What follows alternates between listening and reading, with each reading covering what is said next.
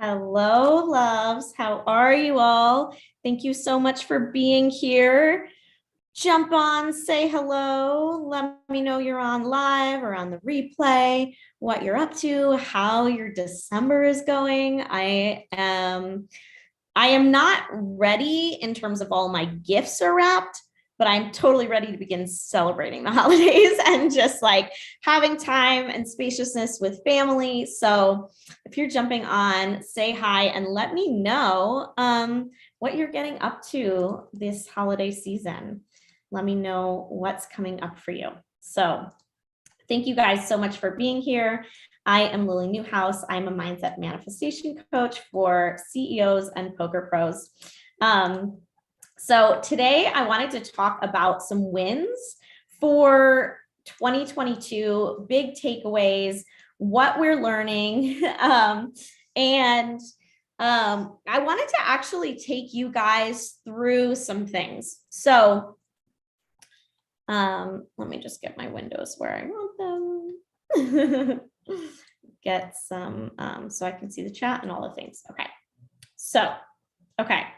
So I want to talk a little bit actually today. I think this would be really, really super valuable for you guys as we're talking about wins and takeaways for the year, to talk to you guys a little bit about how we can identify some of our wins, right? Because as we go through these small challenges, these daily challenges, these big challenges, right? We really want to be able to figure out how can we have self-compassion and how can we identify our wins and how can we take these small wins and create momentum as we move them forward, right? So as a coach, when I set out to challenge a person, right, it's usually most productive to start gently and ramp up. So, right. So if you're setting out to challenge yourself to kind of come up with what are some of these wins and what are some of the things you can be learning in the space of what you're going through, right? You want to start kind of gently with yourself and build up momentum. And that's kind of how we do this as coaches and how you can do it for yourself as you're doing some reflecting, right? The road we're traveling as business owners isn't easy, right? It's hard. And when things get hard, we want to kind of center in the awareness that it's not just us in this, that we're all in this together. So before I step into some of the things that has gone on through my year and my biggest takeaways, I really wanted to kind of breathe some questions into your world to assist you in seeing the opportunities for the learnings in your year, in your day-to-day, and the things that sort of the universe or this world we're in is tasking you and challenging you with learning. So just like any kind of walk, right? It may begin beautifully on a flat stretch, right? And then there's this dreaded hill, right? But it's not the hill's fault that it's a hill. It's leading to a view as you get up to the top of the hill, as you push through, right? As you continue to show up, as you continue to move through the journey and find the wins and find the ways to keep going, you get up the hill and you get to see the view, right? So no matter what the challenge is, we get to choose to find those ways to move forward in alignment. And the universe will never challenge you in a place that you can't rise to. As far as I've seen, I have never, we go through our ups and downs, right? But I see people rise all the time. I see my clients rise, I rise, I see my audience rise, I see my colleagues and my friends, right?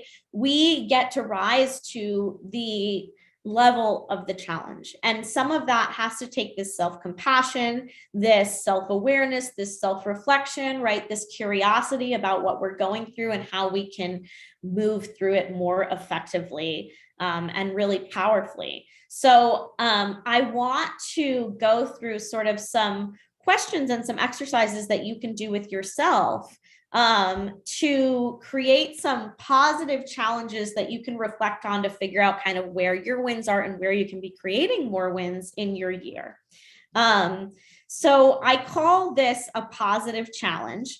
And it's really pointing people forward instead of looking back to what, where, wow, how we've fallen short, like that doesn't really help them. That's the power of coaching, is in pointing people in a forward direction, right? And that's kind of one of the differences between coaching and therapy, is that in therapy, we may be reflecting and revisiting and working through things that have happened in the past. And coaching is really these challenges that move us forward. And how can we move forward through these things that we are being asked to confront, right?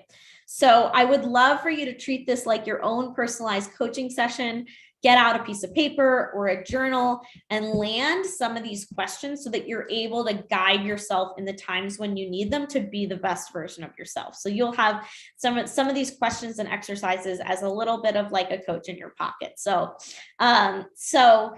a lot of times we talk to ourselves in like a telling mode, and it can be like a very self-critical mode, or it can even be a negative mode sometimes, right? Like telling ourselves something, for example, like, that decision isn't going to get you where you want to go, right? And we can reframe some of these conversations that we have of ourselves, some of these things that we say to ourselves, right? We, instead of saying, oh, that decision isn't going to get you where you want to go, we might be able to say something kinder to ourselves and more productive to ourselves of, let's take a minute and envision the future that you really want. And is this decision going to get you there, or is there a better way? Right. And really just kind of getting curious with ourselves and reflecting on these things. Right. Or sometimes, we might be critical as we have to confront problems. Right. We may become critical with ourselves where we feel like we're falling short, or we're not getting to the top of the hill as quickly as we want to. Right. But instead of criticizing ourselves for how we're responding to a problem, we can ask ourselves something like, if you were going to treat this conflict in a way you could look back on later in life with absolutely no regrets, what would you do? Right? So really asking ourselves, how do we want to look back on how we handle these challenges? What is aligned in our values with how to handle challenges that come up, and potentially to learn on the other side of them, or as we're moving through them, right? So then, kind of an exercise that I will do with my clients as they're coming up against challenges that we're confronting in our work together is to push them sort of to ask for more of themselves, but in a very gentle way, right? So how can you ask for a little bit more of yourself without pushing yourself in a toxic way? But how can we make that vision a little bit bigger, right? So what if you set out to accomplish that goal in 2 years instead of 5? Right? As like a question you could kind of look into for yourself and say, am I pushing myself? Like, am I challenging myself in the ways that really serve me to create my vision? What are those aligned actions I can take towards my vision? Right? You could push yourself a bit, right? What if we increased our goal by 50%, or we doubled it, right? What would that really look like? What would it look like for you to settle for less here? And what would it look like for you to give your very best, right? And then, another question you can ask yourself is, if you're working, doing some of these questions and doing some journaling and some thoughts on this, if you're looking at some of your goals, will this goal stretch you and push you to grow? How would the universe have to expand for this to become a great growth opportunity and experience, as well as getting a win for you, right? And then I'll use with my clients another challenge, an exercise that we use, which is an open question challenge, right? So before you jump in and challenge yourself, the beauty of this approach is that it de-escalates that kind of I quit perspective, right? So we sometimes sort of want to scream and throw in the towel and just I quit. And this can come from a place of overwhelm, right? Of generalization. Generalization is when we say, this is always happening, or these things always happen to me. But so we want to, meet ourselves where we are with feeling overwhelmed and say, okay, let's say you want to quit. What would that really look like? What are the implications of that decision? Right? So or maybe just simplify it and ask yourself, so, maybe things aren't working by doing it this way for me. What do I think needs to change? Right. And this is practice of really getting curious with yourself and doing some of this self-reflection to really identify what you're learning, right? What you can learn, right?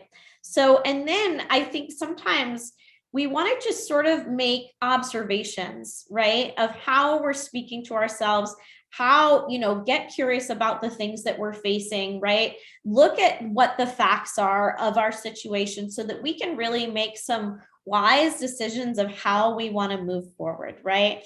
So, for example, we might, instead of like challenging and self-deprecating ourselves, we might want to say something to ourselves, like ask ourselves a question like, okay, like I told myself that a priority for me was creating a healthy lifestyle, for example. But also now I'm contemplating taking on some more significant responsibilities with work. So how can I explore these two juxtaposing things, right? Or I'm hearing myself say have like a lot of self-talk of like, I should, or I need to, or, those kinds of like pushing yourself in a negative way of what you should be doing better, right? Maybe just asking yourself, like, what is behind these words and what is behind this way I'm talking to myself? Like, what is the root of why this stuff is coming up for me, right? So kind of looking at just the facts of these challenges that we come up against and trying to see them from more of a wise mind standpoint, getting ourselves out of those distress moments, and then taking a look at like, okay, what really are the challenges that I'm facing and how can I empower myself to face them better? What are the things that align with me, the decisions that really align with me, right? So if you're jumping on, say hello. We are just talking today about some questions that we can ask ourselves to do some self-exploration to figure out where the wins and learning can be in our challenges as we look, at the year that we've been through, as kind of this 2022 wraps up, and more thinking about what our takeaways and where we can be going moving forward, right? So really being proactive, but also really having that self-compassion in, right? And so all of these ways of getting curious about what the challenges are, what we can be learning, what we can be doing to grow and move forward in a way that is in alignment with what we need and what is healthy and wise for us, right? So finding that middle path of pushing ourselves to create our vision, to really figure out what actions we want to be taking that are aligned with what we want to create as we move into a new year. And also really just having that curiosity about, instead of being, kind of self-deprecating or maybe being hard on ourselves, to just get curious about how we can support ourselves in moving through these challenges more. So thank you guys so much for joining me today. I hope this was valuable. If you didn't get out a journal to take down some of these ideas and some of these questions, these self-exploration things that you might want to reflect on as the year is coming to an end, please feel free to watch the replay and write some of these things down so you can do a little bit of that as we come to a close with this year. So I love you guys so much. Thank you so much for being here, and I will see you all soon.